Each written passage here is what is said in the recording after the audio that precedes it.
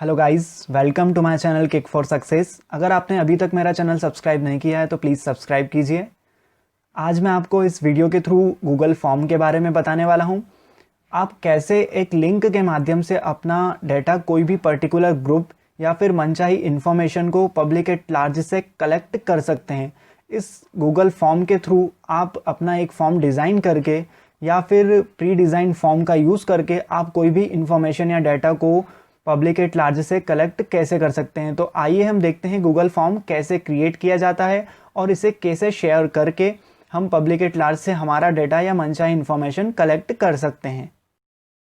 अब हम हमारे सीखने के लिए फॉर एग्ज़ाम्पल एक इंस्टीट्यूशन, कोचिंग या फिर स्कूल के लिए एक एडमिशन फॉर्म प्रिपेयर करते हैं। उसमें हम स्टूडेंट का नाम, फादर नेम, उसका date of birth, address, contact number, उसे किस सब्जेक्ट की क्लासेस लेनी है वो, और उसका लास्ट ईयर का परफॉर्मेंस एक पीडीएफ फाइल में या फिर रिलेटेड फाइल कोई भी हो, वर्ड फाइल, एक्सेल, उसमें हम उसका डाटा लेंगे। तो आइए हम देखते हैं कि उसके लिए फॉर्म कैसे प्रिपेयर करेंगे। सबसे पहले हमें गूगल पर जाना होगा। गूगल पर गूगल फॉर्म टाइप करेंगे। गूगल पर फॉर्म टाइप करने के बाद आप देखेंगे कि सबसे पहले Google form free online service for लिखा आ रहा है। हम उस पर क्लिक करेंगे। उस पर क्लिक करने के बाद आप देखेंगे क्रिएट ब्यूटीफुल फॉर्म, इस टाइप की विंडो नज़र आ रही है। इसमें गो टू गूगल फॉर्म पर हम क्लिक करेंगे। गूगल फॉर्म को ओपन करने के बाद आपको इसे अपने ईमेल आईडी से लॉगिन करना होगा। मैंने यहाँ लॉगिन करा हुआ है। लॉगिन करने के बाद आप देखेंगे कि आपने जो भी फॉर्म डिज़ाइन किया है वो आपके सीधे गूगल ड्राइव पर जाकर सेव हो जाएगा। इसलिए लॉगिन करना ज़रूरी है, क्योंकि हम जो भी फॉर्म बना रहे हैं, जिसका जो हम डेटा कलेक्ट करेंगे वो कहाँ पर जाकर सेव होगा, तो वह हमारी गूगल ड्राइव पर जाकर सेव होगा, ताकि भविष्य में हम जो भी डेटा कलेक्ट किया है उसे वहाँ से उठा सकें। अब देखते हैं, पहली फ़ोटो में आप देखेंगे कि फॉर्म ओपन होने के बाद यह अनटाइटल्ड फॉर्म है अभी, मतलब इसमें अभी कोई टाइटल नहीं दिया गया है। अब हम यहाँ पर अनटाइटल्ड फॉर्म जहाँ लिखा हुआ है वहाँ पर अपना इंस्टीट्यूशन का नाम, जैसा कि हम अभी इस एग्ज़ाम्पल में किसी इंस्टीट्यूशन के लिए एडमिशन फॉर्म बना रहे हैं, तो हम उसका नाम लिखेंगे। आपका जो भी इंस्टीट्यूशन होगा वहाँ अपना नाम लिखेंगे। उसके बाद फॉर्म डिस्क्रिप्शन, इसमें हम फॉर्म किस लिए बना रहे हैं उसका डिस्क्रिप्शन लिखते हैं। अब हम देखते हैं कि सबसे मेन पोर्शन पे आते हैं, जिसमें हमें जो भी डिटेल कलेक्ट करनी है हम उसके बारे में क्वेश्चन लिखेंगे। तो सेकंड फ़ोटो में जो ऊपर क्वेश्चन लिखा हुआ है, क्वेश्चन में हम किस टाइप के क्वेश्चन पूछ सकते हैं, मैं यहाँ उसके बारे में आपको बताता हूँ। आप उनसे मल्टीपल चॉइस के, मतलब आप उसमें 4 में से किसी एक ऑप्शन को चूज़ करने वाले, या किसी एक से ज़्यादा ऑप्शन देकर उन्हें चूज़ करने वाले, या फिर आप उनसे शॉर्ट आंसर, 1 या 2 लाइन में कोई आंसर, जैसे एड्रेस, नाम, फादर नेम, या फिर आप किसी कोई डेट या joining date, date of birth, या फिर आप किसी उनका मोबाइल नंबर या कोई भी नंबर अदर ले सकते हैं। तो उसके लिए यहाँ पर फॉर्मेट गिवन है। देखिए नेक्स्ट स्लाइड में हम देखते हैं short answer, paragraph, multiple choice, check box, drop down button. ये सब का यूज़ हम आंसर जैसे जैसे टाइप के क्वेश्चन पूछेंगे उसके लिए किया जाता है। हम हमारा एक एडमिशन फॉर्म डिज़ाइन कर रहे हैं, तो हम उस टाइप से अभी हमारा फॉर्म देखेंगे। इसमें हम कोई भी फाइल अपलोड भी करा सकते हैं, जैसे कि हम लिंक देंगे और सामने जो हमारा जो यूज़र होगा, जो भी फिल कर रहा होगा इस लिंक को, वह कोई भी फाइल, उससे हम फाइल भी अपलोड करा सकते हैं। तो ये फाइल अपलोड का ऑप्शन इसलिए दिया गया है। मल्टीपल चॉइस ग्रिड, मतलब हम एक से ज़्यादा भी चॉइसेस उससे ले सकते हैं, उसके लिए है ये। अब हम देखते हैं हमारा फॉर्म कैसे डिज़ाइन करेंगे। सबसे पहले हमें हमारे फॉर्म में स्टूडेंट का नाम चाहिए। तो इसके लिए हमने यहाँ पर सबसे पहले स्टूडेंट का नेम लिखा है और उसके आंसर में शॉर्ट आंसर लिखा है, क्योंकि हमें यह आंसर शॉर्ट में चाहिए। नाम ज़्यादा बड़े लाइन में नहीं हो सकता, इसलिए हमें इसे शॉर्ट आंसर रखा है। अब यह फील्ड रिक्वायर्ड है। रिक्वायर्ड जो आप देख रहे हैं नीचे रिक्वायर्ड बटन है यहाँ पर, उसे हमें ऑन करना होगा, क्योंकि यह फील्ड हमें सभी विद्यार्थियों से चाहिए, इसलिए हमने इसे रिक्वायर्ड को ऑन कर दिया है। इसका मतलब यह हुआ कि यह जो भी फिल कर रहा है उसे खाली नहीं छोड़ सकता है। उसके बाद नेक्स्ट स्लाइड में हम देखेंगे विद्यार्थी के नाम के बाद हम फादर नेम लेंगे। फादर नेम के लिए भी हम सेम प्रोसेस करेंगे। ये यहाँ पर नीचे प्लस का ऑप्शन यहाँ पर शो होता है हमें, हम उससे फील्ड बढ़ा सकते हैं।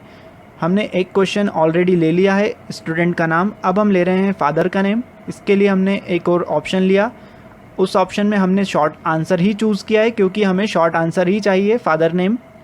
उससे भी हम रिक्वायर्ड कर देंगे क्योंकि हमें अगर सेम नेम का विद्यार्थी हुआ तो यह समझने में मुश्किल आ सकती है, इसलिए हमने फादर नेम का ऑप्शन रखा है। फादर नेम के ऑप्शन को भी रिक्वायर्ड कर देंगे। अब हमने नेम और फादर नेम के बाद हमें एड्रेस चाहिए, तो एड्रेस के लिए हम वही प्लस जो बॉक्स लिखा हुआ है नीचे, सबसे नीचे, उस पर क्लिक करेंगे तो हमें एक ऑप्शन फिर मिल जाएगा। उसमें हम अनटाइटल्ड की क्वेश्चन की जगह वापस एड्रेस लिखेंगे। एड्रेस लिखने के बाद आप जो आंसर है उसमें पैराग्राफ सेलेक्ट करेंगे क्योंकि एड्रेस मोर देन 1 लाइन में हो सकता है, एक से ज़्यादा लाइन में हो सकता है। उसके बाद आप रिक्वायर्ड बटन को ऑन कर देंगे। अगर आपको यह फील्ड हर स्टूडेंट से चाहिए ही तो आप रिक्वायर्ड ऑन कीजिए, अन्यथा आप उसे ऑफ भी रहने दे सकते हैं। डेट ऑफ बर्थ अगर आपको ज़रूरी है तो ही रिक्वायर्ड ऑन करें, अन्यथा रिक्वायर्ड को ऑफ़ कर सकते हैं। डेट ऑफ बर्थ में हमें डेट ऑप्शन लेना पड़ेगा क्योंकि डेट ऑफ बर्थ में हमें डेट का ही इनपुट यूज़र से लेना है, इसलिए हम डेट को चुनेंगे। डेट फॉर्मेट यहाँ पर ऑलरेडी गिवन है, आप उसे सेलेक्ट करेंगे तो डेट ऑफ बर्थ के फॉर्म में ही वो आंसर लेगा। अब हम अपनी नेक्स्ट स्लाइड पर आते हैं। उसमें हम देखेंगे कॉन्टैक्ट नंबर के लिए आपको शॉर्ट आंसर चुनना होगा। शॉर्ट आंसर में हम देखेंगे नीचे आपको कुछ नंबर और इस नंबर लिखा हुआ दिखेगा। हमें वहाँ पर कुछ क्राइटेरिया देना होगा ताकि कोई नंबर 10 से ज़्यादा टाइप करे तो वह यूज़र फॉर्म उसे ले ही ना।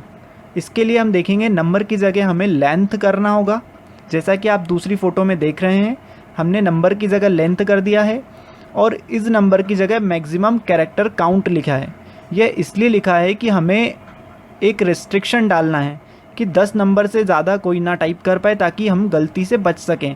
अगर आप ऐसा नहीं करना चाहते तो भी कोई प्रॉब्लम नहीं है, पर अगर हम नंबर का क्राइटेरिया डिसाइड कर देंगे तो ज़्यादा अच्छा रहेगा, इसमें गलती होने के चांसेस कम हो जाएंगे। तो हम इसे मैक्सिमम नंबर काउंट, क्योंकि हमारा फ़ोन नंबर 10 डिजिट का होता है इसलिए हमने 10 लिख दिया है।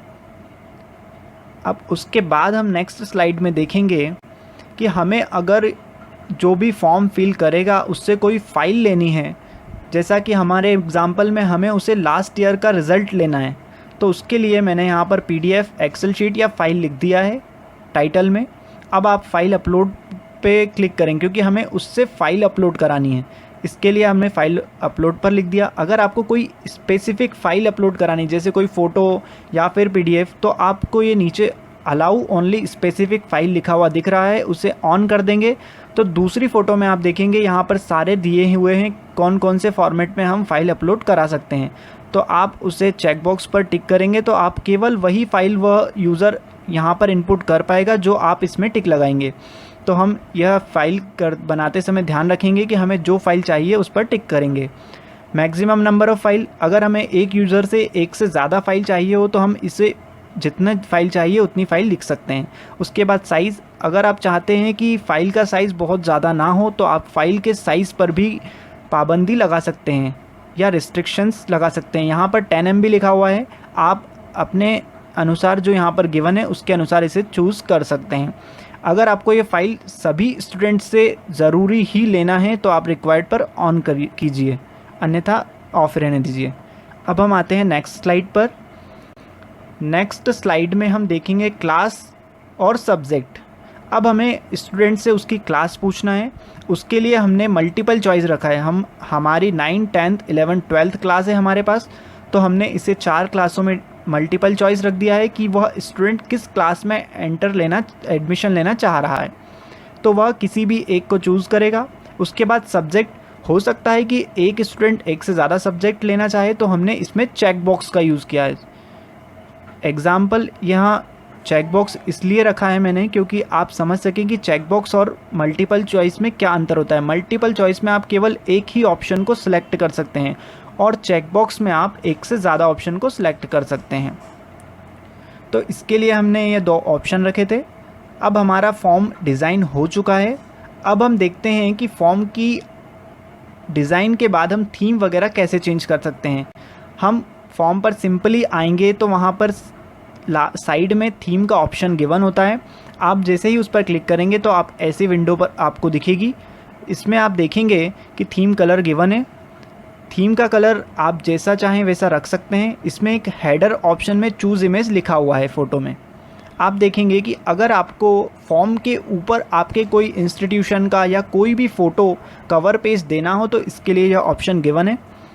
आप इसे चूज़ ऑप्शन पर क्लिक करेंगे तो आप देखेंगे कि यहाँ पर कुछ फॉर्मेट के फ़ोटोज़ गिवन है। अगर आपको उसमें से कोई फ़ोटो पसंद आता है तो आप वो फ़ोटो यूज़ कर सकते हैं, अन्यथा आप अपना कोई भी फ़ोटो यहाँ पर अपलोड कर सकते हैं। आप देखेंगे दूसरी फ़ोटो में ब्राउज़ का ऑप्शन गिवन है। उस पर आप जैसे ही क्लिक करेंगे तो आप अपनी मनचाही फ़ोटो अपलोड कर सकते हैं।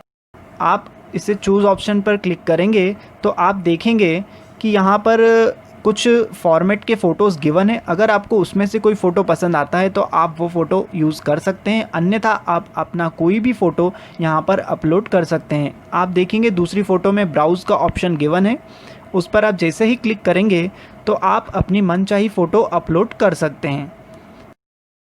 जैसे मैंने यहाँ पर एक फ़ोटो अपलोड की है, देखिए इंस्टीट्यूशन के ऊपर जो हमारी फ़ोटो दिख रही है, हमारा फॉर्म डिज़ाइन हो चुका है।